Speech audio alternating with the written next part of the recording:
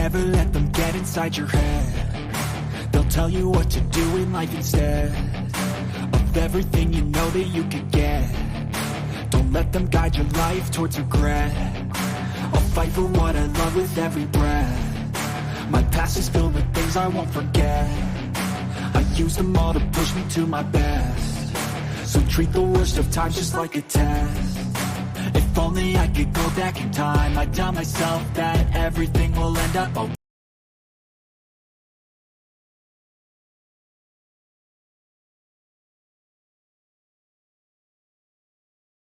Right, just push yourself, test yourself, figure out what you like, and find your limits, don't be rigid, always work towards a prime. Surround yourself with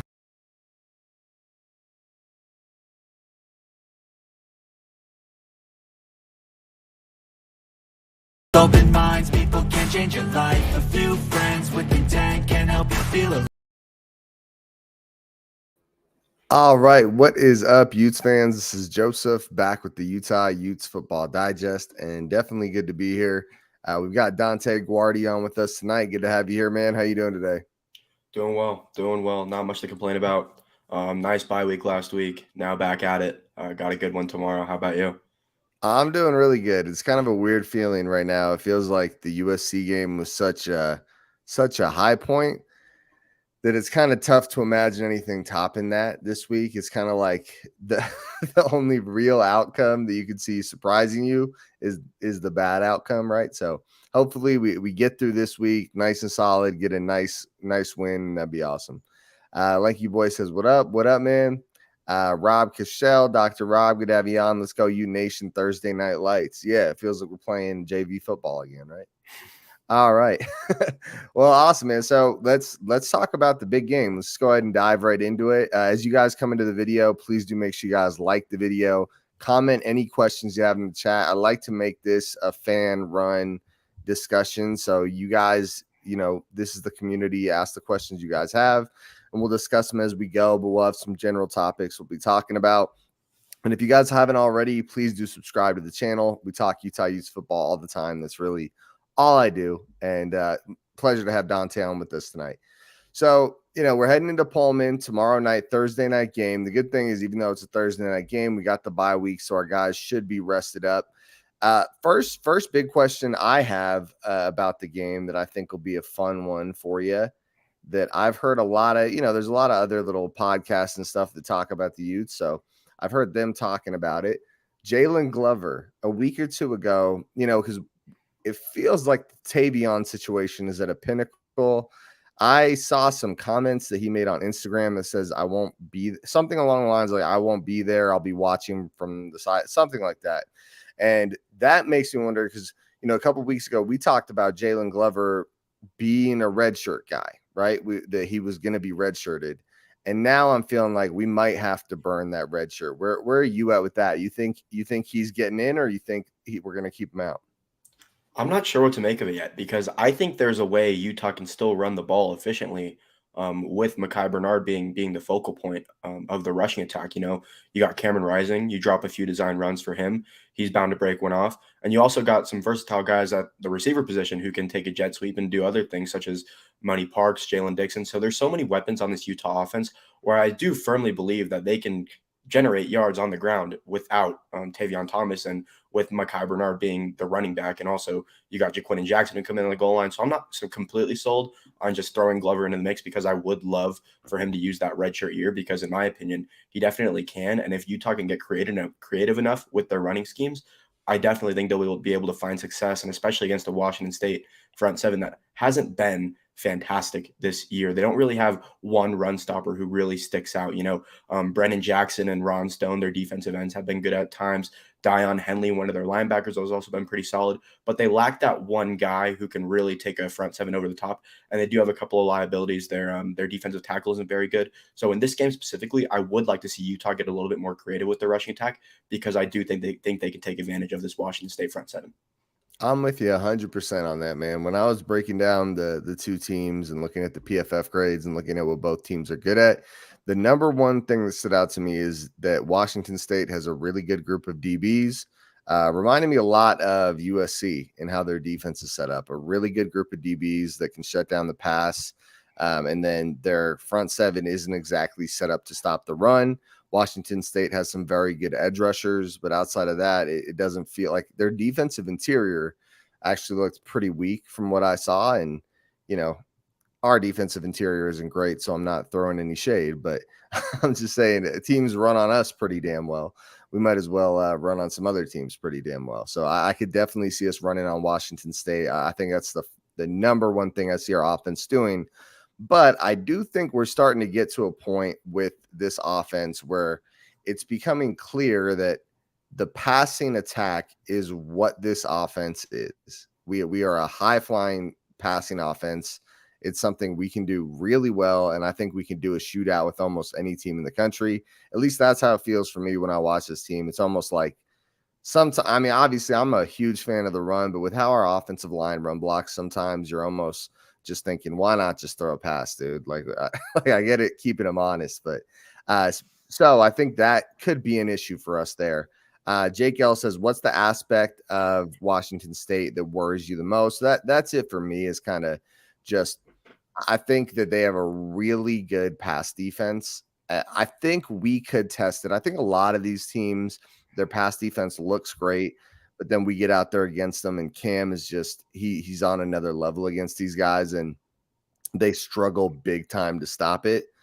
So I'm worried about their pass defense, but I would say I feel really good about how we match up with this team in general, at least how our offense matches up against their defense. Anything specific for you, Dante, that has you worried? Not so much worried, but if there is one part of the game where Washington State can take it over and really cause problems for Utah, it's their pass rush. Um, Ron Stone and Brandon Jackson, their defensive ends, have combined for 45 pressures this year and also 5 sacks, and they both have win rates above 14.5%, which is well above average. And they also have another guy in Quinn Roth, another defensive end who doesn't play as much, but he has a 30% win rate on true passing downs, which is definitely something to look at if Utah gets into those third and long situations. And they also like to blitz a little bit with Dion Henley. He's leading the team with 5 sacks, and he also has a win rate of 30%. So they got a lot of good pass rushers on this team. So for Utah, it's Satawa Lamea, who has to play a really good game. He's allowed multiple pressures in multiple games, which is not a good sign. And it's also whoever's going to be at right guard, whoever it's going to be, whether it's Michael Mokafisi or Jaron Kump. My guess would be Kump. Whichever one of them is going to be slotting in at right guard has to have a very good game in order to stop this Washington State pass rush, which has been prolific, to say the least, to start the year. Yeah, absolutely. And you know, I feel like I don't know how much you've looked into the different stats and everything, but one guy that I thought I was going to be much more impressed with going into this game is Cam Ward. As I looked down the numbers, looked at the QBR, looked at the PFF grades, and obviously you take all that with a grain of salt, right? You don't give it 100% conviction, but when you got multiple different analytics telling you this guy is not as good as the numbers say, I was just a little surprised. I was expecting it to be kind of like he was the main guy and he was kind of a huge part of what makes this team go, but it kind of felt like the opposite. When I was looking into it, it looked like the receivers were really a big part of what makes this team so good. And Cam Ward, I wouldn't say holding them back, but is more of a serviceable guy for an offense that just really wants to get the ball in the hands of the receivers. What are your thoughts on Cam Ward? Do you think he's a big threat, or do you think kind of similar to what I was saying? Yeah, so the consensus with Cam Ward heading into the year was that he can run an air raid offense because he scored almost 50 touchdowns last year at Incarnate Word. But while everyone was pushing the pro Cam Ward agenda, kind of, I was on the opposite side, to say the absolute least. Like, I was very anti Cam Ward heading into the year. You saw a guy at Incarnate Word who committed 40 turnover worthy plays last year, and now making a jump to Power 5 to play in an offense where he's going to be throwing the ball over 70%. What is that, 3.5 a game? In my opinion, That's that crazy. was an absolute recipe for disaster. He hasn't been as bad as I thought he would be, but to say he's been good would just be a ridiculous statement, in my honest opinion. 4 of their top 5 pass catchers are averaging over 7 yards after the catch. Cameron Ward's average depth per throw is only 7 yards down the field. He's only averaging 7 yards per attempt. So when they are racking up yards through the air, it's really just their wide receivers gaining a bunch of yards after the catch, and Cam Ward not really doing much. He's also one of the worst deep ball throwers in the entire nation. On passes of 20 or more yards, he's only connected on 7 of 25, and he's only averaging like 10 yards per attempt, which is not very good given that the minimum air yards per those attempts is 20 yards. Like Cam Rising is much better. Caleb Williams is much better. You got a bunch of other guys in the conference who are just doing things that he's doing at a much higher level. And I honestly think he's probably a bottom 4 quarterback in this conference. Yeah, I don't disagree at all. I think you and I are on the same page there, where it seems like it's really his receivers making the plays. So I feel decent about how we match up with their receivers, but they do have a decent amount of depth at receiver where we don't have, in my opinion, at least quite the same quality depth at corner that they have at receiver. Hiram Joe, that's my name too, man. He says, new Utah fan here. Offense is going to be fine. D is going to have to step the F up. We should beat Washington State 38-17. Well, you're a new Utah fan, but I love the enthusiasm. Welcome to the club, Joe. And then back to the questions. Daxton asks, who is behind him? Jaquindon Jackson could be rough, and I think he's referring to Mekhi Bernard. I know you touched on this a little earlier. For me, I feel like Jaquindon, I'm not like excited to have him taking any decent number of carries. Not that I don't want him to be good. It's more just like, he was playing QB 3, 4, 5 weeks ago. And then it was like, all right, let's go play running back because it's not working out at QB. Not that he wasn't a good QB. There's no opportunity there. And I mean, do you feel decent about him taking a decent number of carries? I mean, how do you feel about that? I don't hate the idea. Honestly, I really like Jaquindon's skill set. I like the reference I made when he got his first carry against Arizona State was that he looked like he was shot out of a cannon, and he absolutely did. He's a freak athlete. I'd say that. He was as good of a recruit as he was because of his athletic ability and his size. I mean, he's like built like a linebacker and has the speed of a wide receiver. I mean, he's a freak. He's a freak in nature in terms of athleticism. And with more reps at running back, he's only going to get better. His vision's only going to get better. The intangibles and the traits are there for him to succeed. He just needs more reps to keep on improving. And I think this is a game where you could see that, because I don't see Utah's defense having a ton of trouble here. I think Utah will have a decent lead for a good part of the game, and we'll have to run the ball to run the clock out. And I could see Jaquindon churning out some extra yards, getting a couple first downs for Utah down the stretch. So I don't hate the idea. I'm actually more open to it than most people would be, just because of his intangibles and overall just athletic ability. I think the upside is very high for him at running back. Well, you sold me there, Dante. I like it, dude. I like it. I'm not opposed to him getting some more carries now. You're all right. He is a really athletic guy, and even if it doesn't, pay off this game, it's worth getting him the carries for the long run, right? By the time we're getting to that conference championship bowl time, especially if we're up big. If we're up big and we're trying to drain the clock, and not to mention the added on bonus of not having to burn Glover's red shirt. So that'd be really cool. C.A. Massaro says, I love the Utes team this year. I wish Tavion Thomas was the tip of the spear. I'm running the ball. Go Utes. Daxton says, I think our defense matches up fairly well against them. And Jake agrees with you. He's pro JJ at running back. So you sold everybody, man. Good job. Sweet. And if you guys haven't already, please do make sure you guys like the video. Also, comment in the chat any questions you guys have. We're more than happy to discuss them a little bit. And if you haven't already, please do subscribe to the channel. We talk Utah Utes football all the time. It's really all we do. So if that's what you're about, then this is the spot for you. One other question I had as I was breaking down everything, Dante, I'd love to get your thoughts on this, or if you've looked at it at all.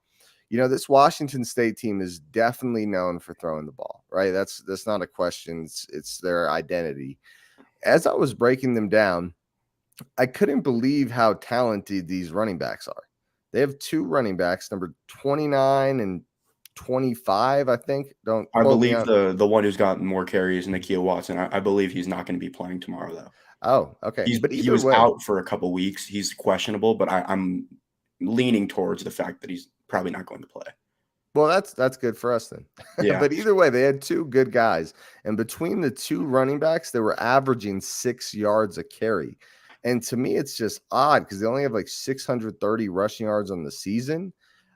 That almost seems like coaching malpractice to have guys averaging 6 yards a carry. I mean, how are you that far behind in games where you can't run the ball a little more? It really seemed odd to me.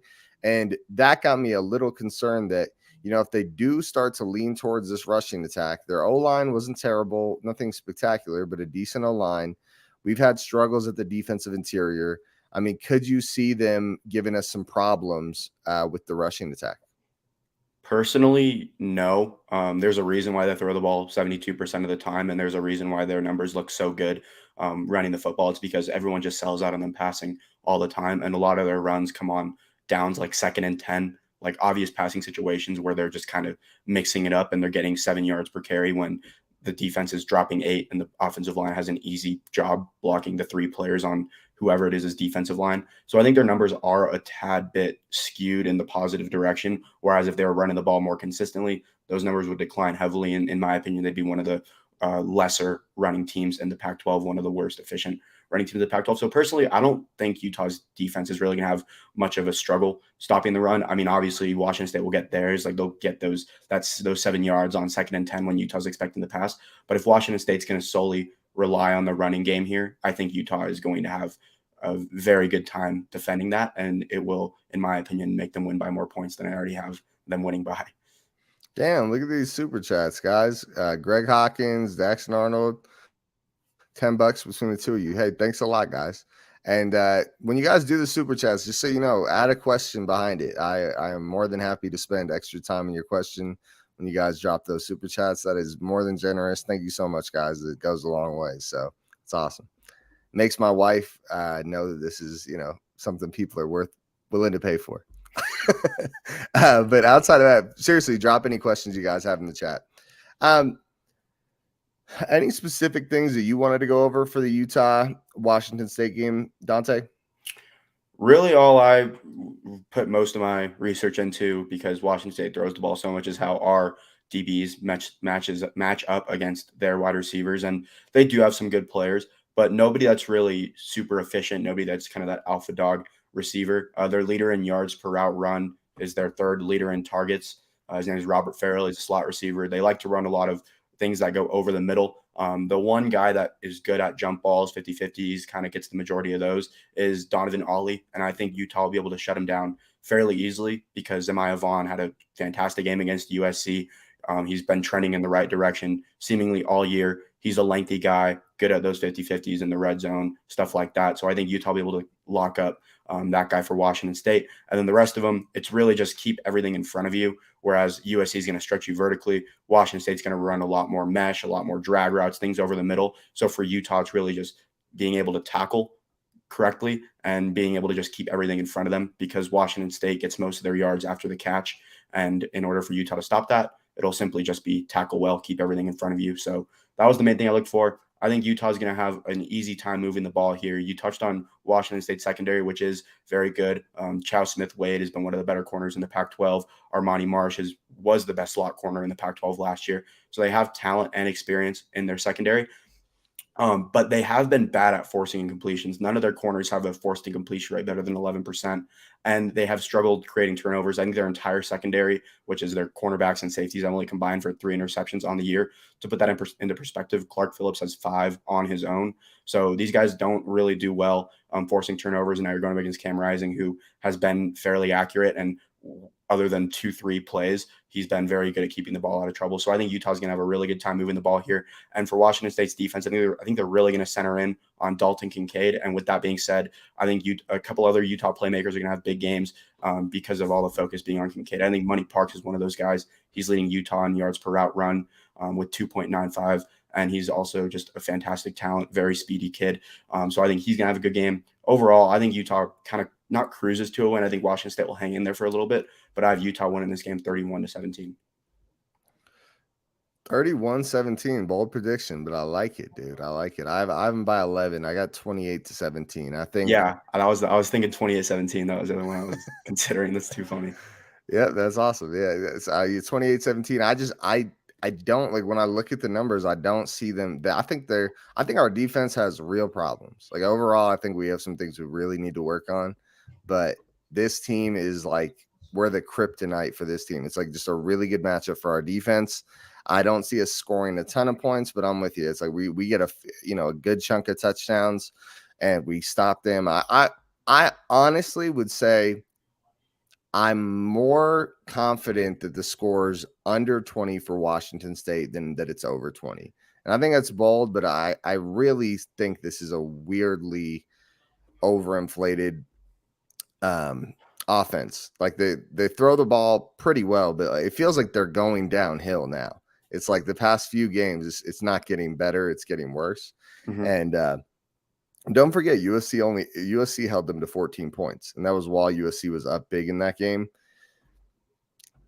We beat USC by 1 point, so There you go. Is what it is. And then another thing to kind of note is that Washington State's offensive line has been very poor in pass protection, especially the right tackle. Maake Fafita, I believe is how you pronounce his name. He's got a 40.2 PFF pass blocking grade and has allowed 6 sacks on the year. Overall, 3 of their 5 starting offensive linemen are allowing multiple pressures per game, which is not a good sign. So if Utah's front seven, and in particular their pass rush, is going to finally get on the right track, this is the game to do it. I think Gabe Reed is going to have a monster game. He's been Utah's best pass rusher all year, 24.7 win rate, by far the best on Utah's defensive line, also leading the team with 20 pressures. He's on the right end, the left end, so he'll be going up against that Washington State right tackle who allows a lot quite often. I think he has a big game, and I also expect Cole Bishop to have a really good game too, because I think he's going to be a lot closer to the line of scrimmage in this game than he would be in past games, because Washington State's not really going to stretch you vertically. They're not going to test you deep. And I think that gives Morgan Scalley a lot of freedom to kind of disguise Cole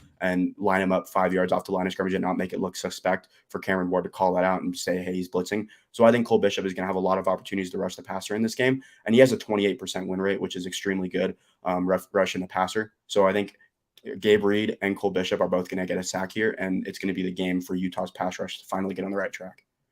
Yeah, and for a team that likes to throw a lot of short passes and get them to turn uphill, even when we're not rushing Cole Bishop, having him near in the box, right? Just in case they do a quick little route to a receiver, he can stop that from turning into that. You said they're averaging 7 yards after the catch? 4 of their top 5 leading receivers. Jeez, that's crazy, dude. 7 yards after. I mean, what are those passes? The 1 yard line? That's like a first down. I think it was like all their average depth per targets were like within 6 and 8 yards. It was pretty wild. And the thing that's even crazier is that they're throwing all these short passes, but Cameron Ward's average time to throw essentially is like around 3 seconds, which is one of the longer times to throw in the Pac-12. Like Cam Rising's is 2.4, Michael Penix Jr. is around 2.5, whereas Ward is throwing shorter passes by a pretty good margin than all these guys. Yeah, he's taking longer to throw, and he's also been pretty bad at evading pressure. 20% of the time he gets pressured, he ends up going down for a sack. So like I've been saying, if Utah's pass rush is finally going to get on the right track, tomorrow night is the game to do it. And speaking of pass rush and trenches, Daxton Arnold is one of the guys that did the super chat. So let's spend a little time talking about this. How are the trenches going to match up on both sides? Like we talked about, not a very good offensive line for Washington State. But I also think if you were a Washington State version of this channel and you were looking at Utah's offensive line, I think you might say the same thing. Like, they're not that we're quite on that level, but when you look at the right guard and right tackle, it's glaring weak spots. Like, it's like you're going to expect. People are going to start scheming. I'm sure they already are. I'm just not noticing it, to just overload that side. I mean, like, I really, just speaking about the trenches, and I'll let you touch on this a little, Dante, but I really don't understand why Jaron Kump's not at right tackle and Laumea's not at right guard. They're both grading out really poorly. We know Laumea can do really well at right guard. It's like, how much worse could Kump be at right tackle than Laumea is right now? It doesn't make a lot of sense to me. But they do have some good pass rushers, and they could cause some havoc in our backfield.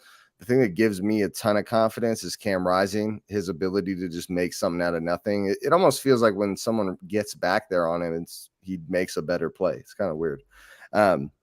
But yeah, I don't stress too much about it, but I could see them giving us some problems with the pass rush. I could see Gabe Reed, for me, on our defense having a really big night. He grades out really well in pass rushing, and I could see him having a big night. What are your thoughts on the trenches there? Yeah, I already touched on Gabe Reed. I'm right there with you. I think he's gonna have an awesome game, as well as Cole. But for Utah's offensive line, like you were saying, that right side of the line hasn't really been too great, but the left side has been nothing short of fantastic. I mean, Braden Daniels and Keaton Bills, neither of them have allowed a sack, and I believe Daniels has only allowed 5 pressures and Bills has only allowed 4. So they've been fantastic. But you're correct, the right side has just been lackluster, to say the least. I was not a fan of Laumea being moved to right tackle to begin with, because he was already Utah's worst pass blocker at guard, and now you're just going to put more responsibility on him to be an even better pass blocker at tackle, which didn't make sense to me, and it really hasn't paid off much through the course of the year. Well, and his run blocking's not looking great either at right tackle. Yeah, just because it's tougher it's just a different position, and it's like he was nasty as a run blocker at right guard and bad as a pass blocker at right guard. It just didn't make sense to me to move him there and put more emphasis on his pass blocking ability, because that's what wasn't very good about his game. But for Washington State, like I said, their offensive line hasn't been great. They don't run the ball a ton. So I think Utah has a good chance to win the battle of the trenches on the defensive side of the ball. And offense, it's more towards 50-50. I would actually give a slight edge to Washington State in terms of pass rushing, just because they're very consistent on both sides. And as we've touched on, Utah's right side isn't super good. And in the running game, I kind of think Utah's going to shy away from just running up the gut in between the tackles. I think they're going to go towards more read RPO, stuff like that, jet sweeps, stuff on the outside to get their playmakers into space, just because you don't have Tavion Thomas there who can bulldoze through defensive linemen the way he does. And now you're stuck with, well, not necessarily stuck with, you're just left with Mekhi Bernard, who's a much shiftier guy, better in open field, and then the right wide receivers who can make guys miss in the open field as well. So I think Utah's going to kind of shy away from the trenches in terms of running the football and go more towards the outsides. Yeah, I wouldn't be shocked about that. I actually think it's going to go a little differently with the run game. I think they have a really weak defensive interior, and I think that's like their run defense grades are very poor. So I wouldn't be surprised to see us rush there, but I would not be surprised at all to see us do a combo, right? You weaken them up the gut, you get their, because they have the good edge rushers. If you can get them to go inside a little bit to help with the interior, then you can start running to the outside really well. So I could definitely see that. Capizzi says, hallelujah, if we don't force the runs up the tackles. Dixon on some sweeps. Dude, I would love sometimes I'm watching the game, I'm like, let's get Dixon involved more. What is going on? Was it against USC or the game before that where he had 2 20-yard plays for touchdowns? That was Oregon State. Yeah, it was a 20-yard rush for a touchdown, a 20-yard reception for a touchdown. I would love to get him more involved, and him and Money Parks are so similar. So I'm sure it's tough to get them both in all the time, but I mean, I want those guys in on as many plays as possible. I think with them, it's kind of like a whichever one has the hot hand. You know, you saw Money get the big catch against USC, just keep playing him. You see Jalen doing good against Oregon State, like keep playing him. So it's a little bit of you don't really know what's going to happen, but who you can guess whoever catches a pass first between the two of them and does a nice play is going to be getting the majority of the reps.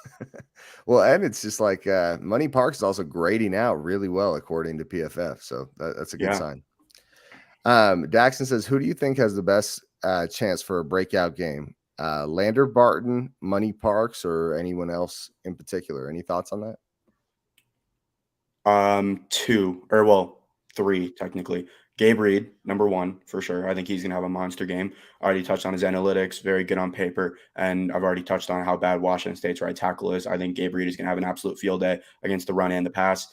Money Parks as well. I think he's gonna have a fantastic game.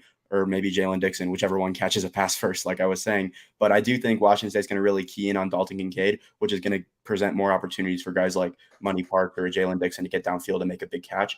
And then the other one was Zemiah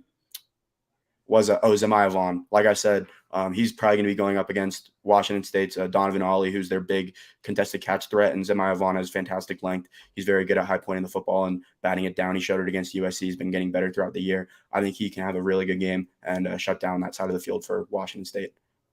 Yeah, those are a lot of guys. I love the Zemiah Vaughn matchup, and I've been a huge fan of him all year. I've been barking about how we should see him more, and it's good to see him finally get in there more.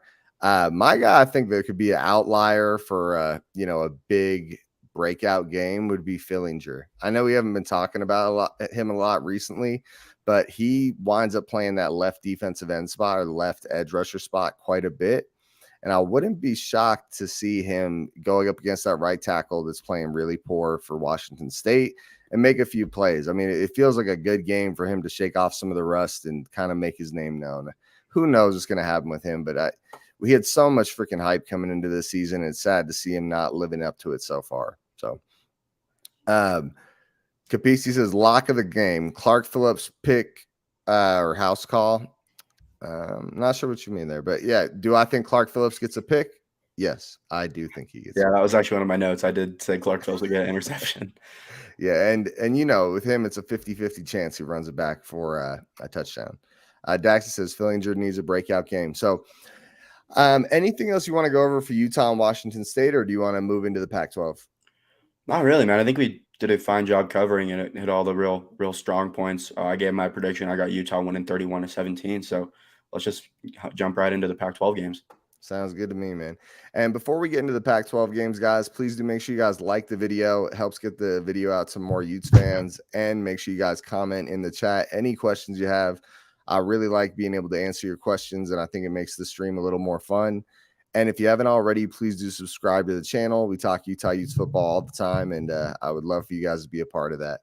All right, and on that note, I'm going to pull up a guy who I like to look at his stuff. So he was on the channel on a live stream a couple weeks ago. His name is Parker, spacing on his last name right now, but he's at Stats-O-War on Twitter. I'm sure you guys have probably seen these, but I'm going to put it up on the screen here as we break down the games.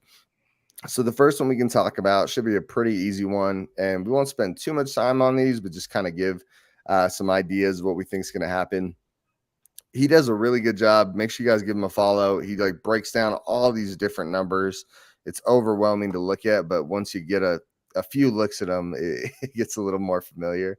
So USC and Arizona. So for me, USC and Arizona is a pretty clear one. I think Arizona has a surprisingly big playmaking offense, right? They turn the ball over quite a bit, which hurts them as a team, but they have, I think it's the number 8 offense in all of college football.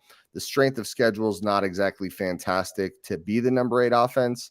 So I wouldn't say it's completely warranted, but either way, a very good offense. They put up a lot of yards. They put up 39 points against Washington. They are a team that makes a lot of plays, but they are a team that turns the ball over quite a bit. When you think about that and you think about USC's ability to, make a lot of plays on the ball and force turnovers more than, I think they have the most turnovers by a defense in college football. Yeah. So when you think about that, I think this is kind of a bad matchup for Arizona. I think my guess would be we see 3 to up to 5 turnovers. Just basically you're taking the team that's super good at making teams turn the ball over and the team that's super bad at not turning the ball over. I think we're going to see quite a bit of turnovers. My prediction for this one, I think USC gets up somewhat quickly. I'm thinking about like 35-17, something like that. What are your thoughts, Dante? Yeah, so USC off the bye had a week to recalibrate after suffering that loss up in Salt Lake. But for Arizona, I mean, they were a team that I liked heading into the year. Not like I was going out of my way to talk about how great they would be, but I thought they'd be better than the consensus would be. And they have a really fun team to watch. Like if I'm not watching Utah football and I'm just like looking for a game to watch, I always turn to Arizona because you're never not going to be entertained. Jane Delore, their quarterback, will either make a throw that makes you think he's the greatest quarterback to ever walk the planet. And then the next series, he'll go out there and make a throw that makes you question how he has a starting job. So you're never not entertained watching Arizona football. So I watched quite a bit of them this year. Jacob Cowing, their wide receiver, is a top 5 receiver in the conference. UTEP transfer, he's been explosive all year. And they also have another guy like in Tetaroa McMillan, true freshman wide receiver. He's Arizona's highest rated recruit in school history. He's from Southern California, where I'm from. So I watched a little bit of him in high school. Very nice frame. He's 6'4", could go up and make contested catches. He also got pretty good athleticism. So I do think Arizona has the playmakers to score a good amount of points on USC, but I just don't see a way their defense is getting stopped. Way too many weapons for USC. You already know Addison's going to be out there. Caleb Williams doing his thing. And I think this is a really good week for them to get back on track. I got USC winning this game 49-31. Whew. Hey, still though, if you're a USC defense, you don't want them putting 31 points up on you, but I get it. Yeah. Hey, and speaking of that, if you could touch on this for a minute, it's something I talked about in the off season. What do you think is making Arizona so good at recruiting? Like they are getting big time recruits for a program that looked awful last year. I mean, any thoughts on that? Yeah, I mean, the McMillan kid I just touched on, he was a Oregon commit for a little while, and he flipped on right before National Signing Day to go play for Jed Fish. I think he's an awesome coach. He's an NFL guy. He's very similar to Mike McDaniel, the Miami Dolphins head coach, in the sense that neither of them really played football at like a super high level, but they're just complete nerds about the sport, and they study all day long, and they're just absolute film junkies. And you've seen Jed Fish have success in the NFL. And I think that's what he's preaching to kids, that it's, hey, you saw what I've done in the NFL. I'm going to coach you up. I'm going to drill it into your brain, all these things that I was taught in the NFL, and you're going to go on to the next level and succeed. And they're a really young team right now, and they do have a ton of talent. They're killing the transfer portal. So I really just think it's Jedd Fisch. He's an awesome coach. He was a great hire. Reminded me a lot of the Jonathan Smith hire at Oregon State, and the trajectory of that program is very similar to how Oregon State's was when Smith was first hired. They were 11-1 or 1-11, the punching bag of the Pac-12, similar to how Arizona was last year. And now Arizona's sitting at 3-4, coming off a 1-11 season, and they're actually competing in the Pac-12. So I just think that they see a lot of opportunity for growth with the Arizona program, and Jedd Fisch is an awesome coach. So I think it's really just him doing his job at a very high level. Yeah, that's awesome. I remember last year I was just shocked at how well they were doing recruiting. You didn't see it coming, but at least I did. Not. And then we got the old garbage bowl here. Yeah, we got Arizona State and Colorado. So for me, I think Arizona State has shown really bad flashes at times. I think our game against Arizona State was kind of a low point for them. I mean, obviously they had the game before they lost to like Eastern Michigan or whatever. Yeah. And that sucked, but it was like it felt like we really embarrassed them on a national stage as well. And then there were times like they were in the game against USC for a while. They were in, I want to say, another game or two that they didn't feel like they should be in. They beat Washington, and I mean they almost beat Stanford, but Stanford's they beat Washington. They did beat Washington, yes. I thought Washington won 49-39. No, that was against Arizona. Arizona State beat Washington. Like I think they beat them the same day Utah played UCLA. And it wasn't even their starting quarterback. Their backup came in and like completely. You're right. I got it pulled up here. You're right. That's on me. I must have missed that one, but yeah, you're right. That's so. Yeah, to me, yeah, that and kind of just is even a bigger reason about what I was touching on. It's like they seem to have real low points and real high points, and I think we caught them at a good time. Like Arizona State doesn't feel like a team I'd love to play right now. Not that I think we would lose, but they feel like a team that's a lot better right now than they were when we first played them. So I got Arizona winning this pretty handily. What are your thoughts on this one? This was a weird game to evaluate personally because the players that Arizona State have on their roster are actually pretty decent at certain positions. Like their offensive line, for example, is abysmal. Like they're very small and they're just weak up front. And that's kind of been what's derailing this offense.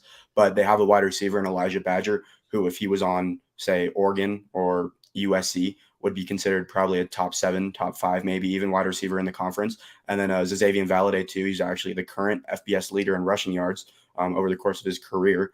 And Wyoming transfer, and he should have transferred to a much better school because he's still averaging over 5.5 yards per carry playing for Arizona State, which is absolutely wild to me. Very impressive personally, because not a lot of running backs could even average 4 yards per carry running behind that offensive line. So they have guys who are very talented and would be household names if they were simply on better teams and better situations.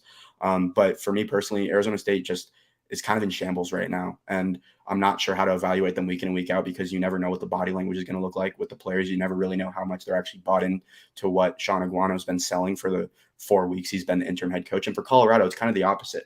You saw them get up for the game against Cal. You saw Mike Sanford kind of inspire them to actually believe that they could win a game, which they did. Then they went on the road and got smacked around by Oregon State. But I think a lot of teams would get smacked around by Oregon. Yeah, Oregon State's a good team. Colorado, yeah, Oregon State's a very good team. So for Colorado, I think they come back home. They start out pretty amped. I think Coach Sanford is doing a fine job there, just kind of rejuvenating their guys who were probably down in the dumps after starting the year 0-5. So I think Colorado plays nasty on defense. I think they're going to get up and just look more energized than Arizona State. But if in the second half, Arizona State's their talented players such as Valade and Elijah Badger come out and kind of blow it open, I see Arizona State winning this game by around 10 points. Yeah, cool. I actually feel like Arizona State's going to win it by more. But yeah, I could see it. I mean, I didn't even know they beat Washington. So, so there you go. Yeah, so I could see them winning by more, but they definitely feel like the better team. So for me, Stanford's kind of a weird one. So we got the Stanford UCLA game on the screen there. Let me take a look here. Sorry. Stanford UCLA game. So you got to wonder about UCLA. I think, Oregon's a fantastic team, but it did feel like at times UCLA felt a little outmatched. it's kind of tough for me to diagnose what happened with UCLA against Stanford. I think one, you had the Otson, that energy there, that home field advantage is real. It is impactful, and it's one of the best in the country. But then the other thing was, it felt like, and you could give your thoughts on this, but when they played Oregon, I felt like they did get outplayed. UCLA got outplayed beginning to end, but I felt like it was actually a closer game than what the score was saying. That onside kick changed the game. There was something about it. It was like UCLA having to play from behind and use DTR's arm rather than, using DTR's feet and just giving consistent handoffs to Charbonnet. It was just a different dynamic that I don't think they've had to do against good teams. I mean, what are your thoughts on UCLA right now? How are you feeling about them? Yeah, so we haven't had to see them play from behind very much. They fell behind 2 touchdowns, I believe, against South Alabama. They came back and somehow won that game when in all reality they lose that game. If you simulate the last 5 minutes of it 99 times, they lose 99 times, but they won. And then against Oregon, they fell behind early, whereas against Utah and Washington, their 2 big wins, they jumped ahead early, and it was always Washington playing from behind, and UCLA could control the clock and just hand the ball off to Charbonnet, whereas against Oregon, you see Oregon jumping out to an early lead, getting the onside kick, that extra possession, which they scored off of, which was huge, a total game changer, as you said. So with UCLA, it was really just exactly what you said. I mean, they just couldn't keep pace, and they scored on all but one drive, which was an interception. They never punted. They were moving the ball well. It was just they had that extra possession stolen from them, and they were relying too heavily on field goals in the first half. They weren't really going for it on fourth down, and they weren't able to execute in the red zone, which also stopped them. Whereas when UCLA was getting 3 points, Oregon was just getting 7, and they just kind of kept tacking on and on and on, and the odds and atmosphere obviously got to them. So I'm pretty much on board with you. I was suspect with DTR for the length of the season. His average yards per attempt was one of the lowest in the conference, and for that, I didn't really rate him too highly. I kind of looked at it and said, very similar to Cameron Ward, just to a much greater extent, where their receivers are getting a lot more yards after the catch, and the rushing attack is kind of just opening up the passing attack. And if they had to solely rely on DTR's arm to generate yards, it wouldn't work out well. And we kind of saw that happen against Oregon, where they weren't really able to punch it into the end zone very much in the first half, at least. And for this game, I think they're going to absolutely bully Stanford. I don't think it's going to be close. Stanford's defensive line is extremely weak. Their linebacking corps is extremely weak. UCLA's got that nasty offensive line, Zach Charbonnet and DTR. I mean, too many weapons for their rushing attack. I think they're going to have an absolute field day. And then for Stanford, it's going to be they're just going to have to throw the ball a ton to stay in this. And personally, I don't really like Tanner McKee. I've seen him mocked as a top 10 overall draft pick, which I personally think is outrageous. He's a minus athlete, and he's terrible at evading pressure. I think against UCLA, he'll be seeing a lot of it because Stanford's offensive line isn't very good. And UCLA has arguably 3 of the top 5 pass rushers in the Pac-12. I think they're going to be living in Stanford's backfield. It's going to be like 3rd and 16, almost like half of Stanford's drives, because UCLA is going to get so much pressure, and it's just going to be a really bad day for the Cardinal. I see UCLA win this game by, I'd say 20 plus. I'll go like 41-17. Yeah.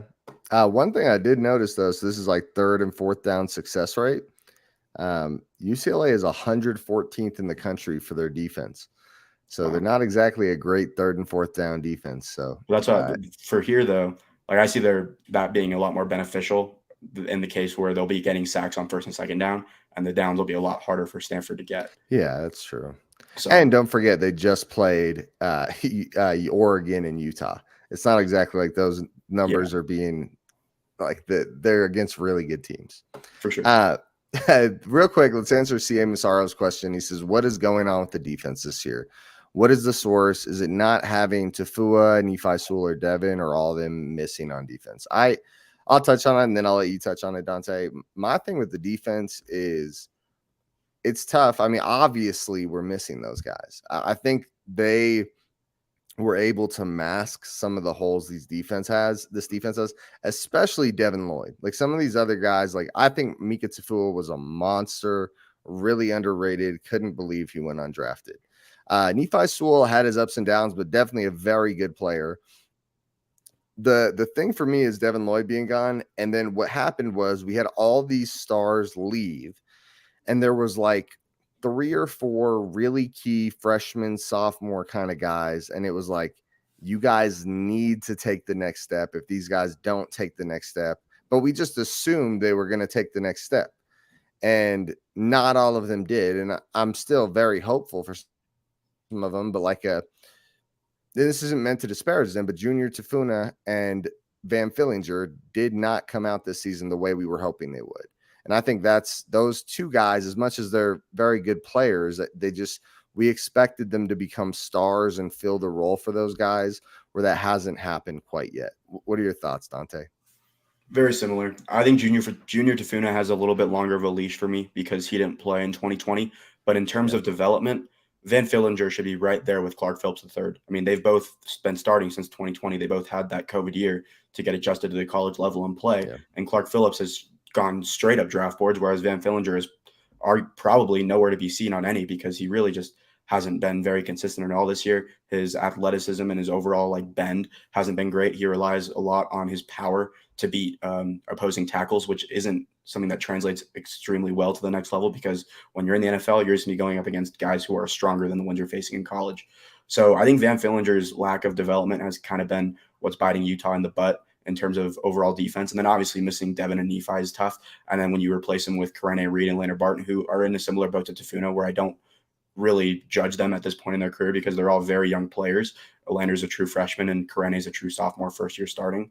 So I do cut them a little bit more slack as well. And I think they'll be very good in a couple seasons. I mean, we've seen flashes from Lander. He's extremely fast, great sideline speed. And he obviously cares about the program. You know, he had two brothers that went here, for God's sake. And then you got Karene, who's actually been performing pretty well in coverage this year, and run defense has been a little bit lackluster, but I think he has the right mindset and mentality heading forward to really develop well. And I think it's just been really Van Fillinger's lack of development, which has really set this Utah pass rush back compared to where I thought they would be at this point in the year. Yeah, it sucks. I mean, Van Fillinger was one of the ones I almost felt like he could just freaking check the box coming into this year. Man, there was that video of him back in high school. He was like a junior. And I think he squatted like 6 plates on both sides. And I was like, jeez, we're getting a guy who is stronger than most guys in the NFL. I mean, he's going to be an absolute dog. And it's been pretty disappointing. But obviously the verdict's not completely out yet. He'll come back next year and hopefully we'll be able to do what we all expect him to do. Yeah, we still have half a season left here. I mean, exactly. It's not bowl season yet. So a lot of good there. Hopefully we see those guys continue to improve. Let me see if we've got one here for the other game. I think we covered 3 out of the 4 other games. What's the one we're missing? Do you know, Dante? Oregon versus Cal. Oregon versus Cal. Tough game. Going to be a contested matchup. I'm just kidding. Cal's a decent team, though. Cal is a decent team. I think Oregon is probably, as much as we're going to have to play them, reasonably soon, they're probably the number 1 team you don't want to play right now is Oregon, especially going into Oregon to play them. I think Cal is much better this year than they were last year.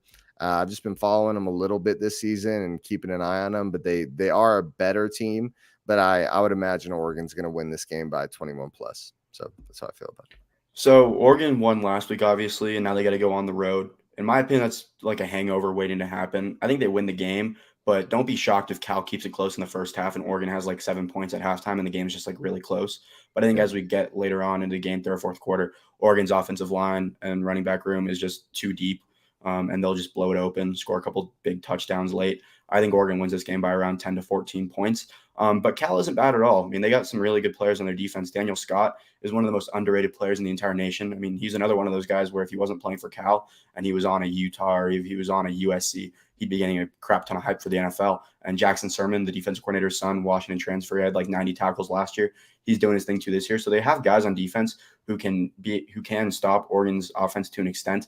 But overall, I think it's just too many weapons for Oregon. They're playing at such a high level right now.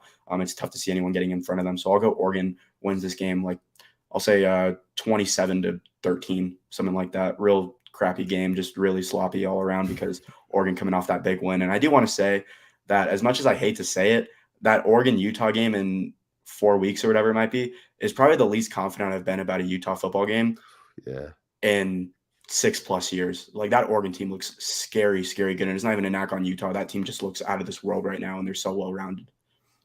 Yeah, I would also say that Oregon team that came into Utah last year, I know they came into Utah, did look pretty damn good at the time. When they came into Utah. On the opposite end of that. I was very vocal about how I didn't think Oregon was very good last year, whereas this year, I think they're really damn good this year. Like last year, I always thought they were kind of punching above their weight, but this year, I mean, they look extremely scary, and I would not want to be in front of them. No, yeah, I'm definitely worried about this Oregon team. But so Dante, just looking towards the end of the season before we get out of here, where do you put the odds, or what level of confidence do you have that Utah gets to the conference championship? That's a really tough question to answer because We've got first a of all, lot of football left. the Yeah, Pac-12 has done an absolute abysmal job telling us what the actual tiebreakers are. I've seen I about know. 40 different scenarios without any actual explanation behind them. But the thing that I got out of it, the thing that I saw most, was that if Utah wins out and Oregon, USC, and Utah all tie at 8-1 in conference play, Utah would get the short end of the stick despite beating both because USC and Oregon haven't played each other. That was what I got out of it. I don't know if that's 100% factual, but the That Pac-12's rules have been ridiculous thus far, and they really need to that seems like it get it wouldn't make sorted out sense, and right? tell everyone what If the you're actual thing is because nobody knows what it is. Literally, nobody has any idea Yeah, I how would the love for tiebreakers them to work. say something about it because I, Yeah, I I know the rules you're talking about. I've looked at this. It's like 8 paragraphs long. and you can't understand a single word of it. It's like Yeah, you have to like interpret it in your own special way and hope for the best that you get it right.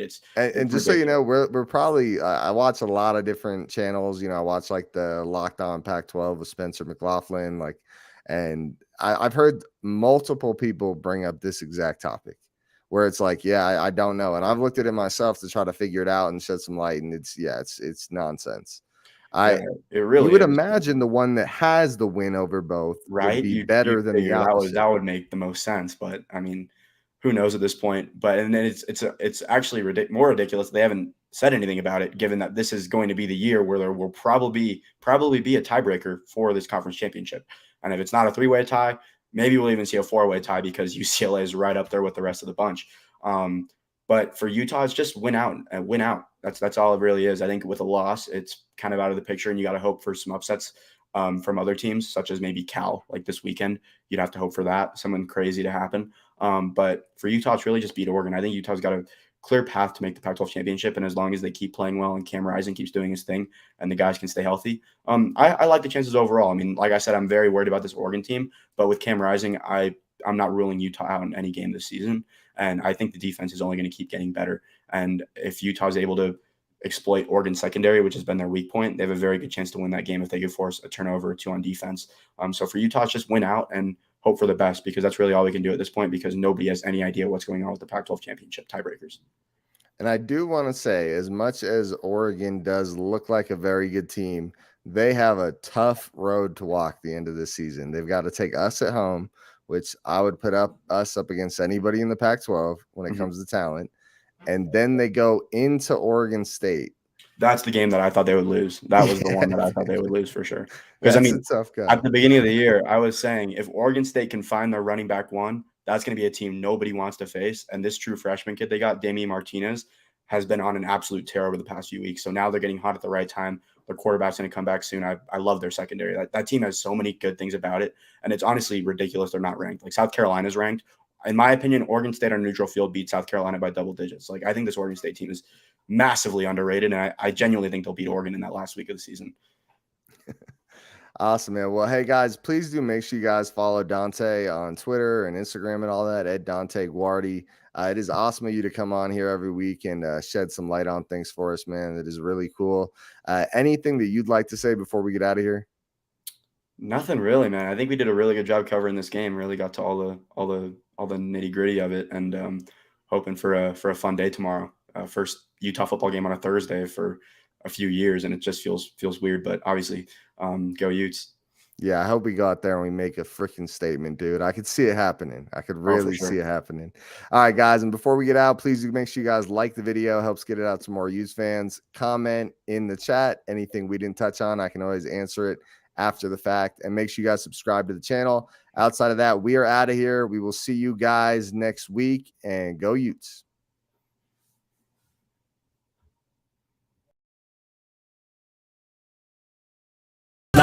Find a passion, take some action, and with a little time, just be patient, make a statement, try to enjoy your life. They'll try to kick you while you're down. They wanna rise up while you drown. They wanna fill your head with doubt. They're silently scared that you'll figure it out. I'll make it look like I'm losing.